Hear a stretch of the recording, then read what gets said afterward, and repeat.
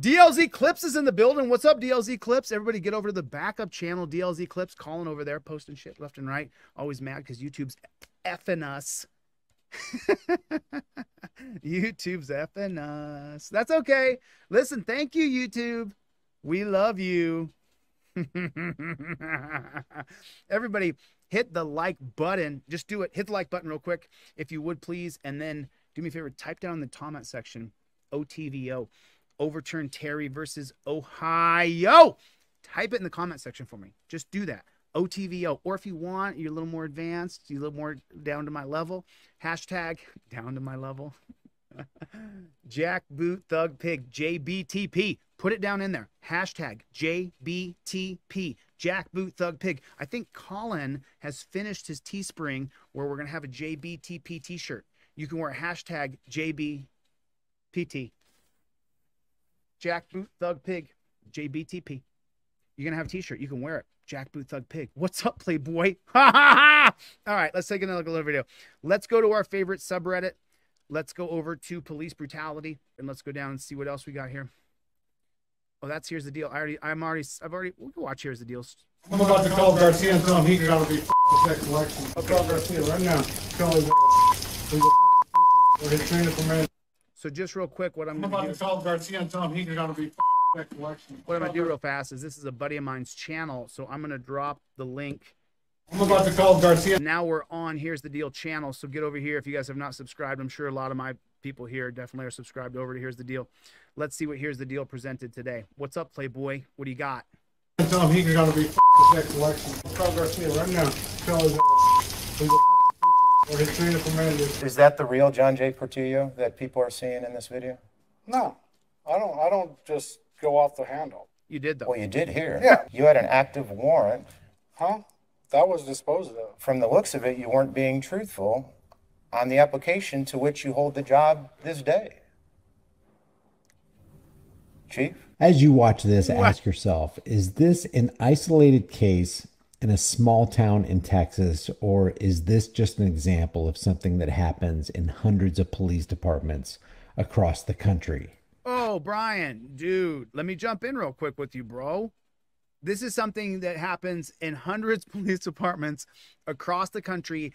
I think there's thousands of police departments. This happens in every single police department in America, and some at far more extreme levels and some at less. But this happens everywhere you go, no matter where you go. Coffee City, Texas, a small town of about 250 people and 50 police officers on the force. Our investigative team dug through records and found half of those officers had been suspended, demoted, or fired from previous jobs. Some even criminally charged. And Jeremy, so, just so you know, I was an executive in Manhattan in 2012, 2011, 2012, 2013, my years, whatever. Anyway, I went to Manhattan. I opened an advertising agency there for the West Coast people. So, you know, I'm pretty high up there. I'm hiring and firing all the reps. You know, I'm opening the New York office in Manhattan. So this is, you know, pretty big thing, right? And so I end up going out and I eat at every restaurant because I'm doing advertising sales. And so it just so happens that one of the guys who I connect with was an ex-NYPD police officer. Believe it or not, my birthday is 9/11, and this guy was at 9/11, the NYPD officer who had retired. And so I met this guy at a restaurant when I was out eating, and he and I struck it up, and we got along like bread and butter. And I let him know, I hate you nasty pigs. And he said, oh, you're one of those. I said, oh, yeah, I'm one of those. And that's how we started our friendship. And then I hung out with my friend in New York, who was retired. And everywhere that we went, all he did was pull his badge out with the other, and we went right through everything. He was retired. NYPD was in 9/11. Will never fly again. He'll never fly again. He's still a buddy of mine. I haven't talked to him in a long time now. I should reach out to him. All he did was use his badge everywhere he went. And we did whatever. We drove down the turnpike at 100 miles an hour. Being friends with my buddy was like having keys to the city. His badge everywhere. And, you know, remember, I'm in New York City. I'm an executive there. You know, I need to fit in here and I need to do this job. I'm making $250,000 in 9 months. So I have to get this done. And so he used his badge everywhere he went, just like Brian's talking about. It's everywhere. It's ubiquitous. They all have their badges still. That was the whole point of why I said that. They all have their badges. Once you have the badge, you have it forever. Maybe in this place there was 50 on payroll, but once they have the badge, they always have the badge. It never goes away. Gowski discovered the man who hired them can have a short fuse when dealing with others who wear the badge here in Harris County. Coffee City's police chief routinely works an extra job 200 miles away at this Houston apartment complex. And on this day, watch how John J. Portillo behaves. Okay, before we watch how this guy behaves, this guy right here is the police chief of Coffee City, Texas. And just in case you didn't catch that, the city has 250 people and 50 of those are cops. Right. And this guy right here is the guy who hired all those cops. And half of those cops were so bad that they were fired from other police departments, and some of them have criminal records. That's what we're dealing with here. Watch how John J. Portillo behaves. I'm about to call Garcia and tell him he's gonna be next election. It's an expletive-filled rant launched at the elected constable of Harris County Precinct 2, Jerry Garcia. I'll call Garcia right now. Tell him It's a cop Portillo beef. wanted Precinct 2 to file charges on a man he says assaulted him at the complex. Now, when you watch this guy talk, he throws out some serious body language that indicates that he is absolutely not interested in telling the truth. So I wonder if the guy assaulted him or if the guy was defending himself from Chief Portillo. It was just one of many requests the constable says kept coming in from off-duty Coffee City cops. Which at first was, no big deal. We help anybody and everybody. But then we noticed that it was becoming a pattern. That pattern, the constable says, was draining resources. So Garcia reached out to the Harris County District Attorney's Office. And we were advised to tell Chief Portillo that he had to file the charges. But when deputies did just that, Portillo left a nasty voicemail. And your captains, lieutenants, or whoever those numbnuts are that you have working for you, tell them your guy's not to help us out. It saddened me, it upset me to hear that. This isn't something small. This is pretty upsetting. What upset the constable even more, the response his agency got back after alerting Coffee City's mayor. I don't see very much there that warrants any disciplinary action from the city, the mayor wrote. The officers are contracted by the property for off-duty police protection. You may want to reach out to them with any complaints. Didn't think that it merited any disciplinary action against him.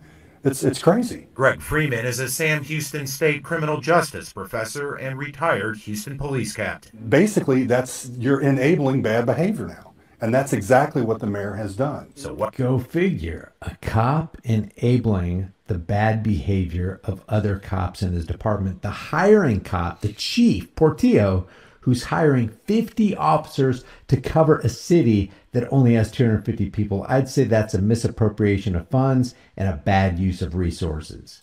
What does Chief Portillo have to say for himself? I was amped up.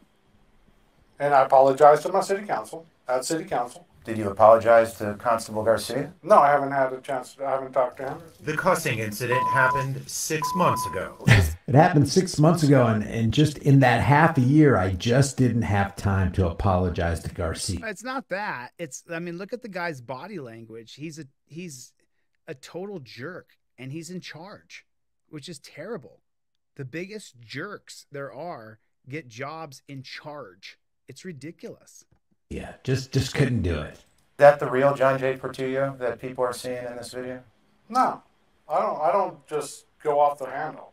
You did hear. Yeah, because I got socked in the face. I was mad. I was red, and I was upset because they wouldn't help me file the charges. Why did you get socked in the face? Now, you say that it was an assault, but based on your pattern of lying here, could it be that the guy that socked you in the face was just trying to justly defend himself against the likes of you?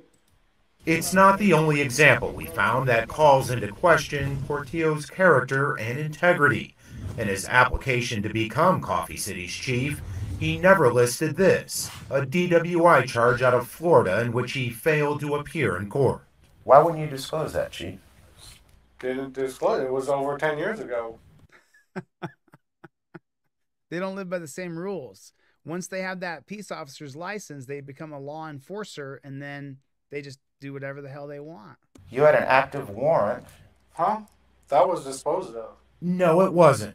Court records show the day after our interview, Portillo hired a Florida defense attorney who filed a not guilty plea in the case. So this guy had an active arrest warrant from a DUI for 10 years, and yet he continues to fill out the application, and then somebody hired him? From the looks of it, you weren't being truthful on the application to which you hold the job this day. Wait, let me move this right here. I didn't realize that's in the way. Look at this guy's face. Look at this guy's face. He's being called out, and rightly so. This is real investigative journalism right here from KHOU 11. Listen to this again. Filed. Brian, great job covering this, but this guy pissed off someone's. So remember, it's a thin blue line gang. Okay, so understand that, right? You've got to think about it in a different way. It's a thin blue line gang, and this guy right here, when he went haywire on that elected constable, whoever went haywire on, that person has people who are dedicated to him. And so when he did that, when he disrespected someone who had been towing the thin blue line and doing a good job of towing that line, then he pissed off the ranks. And so then what they did is they had meetings. They all got together and said, what should we do?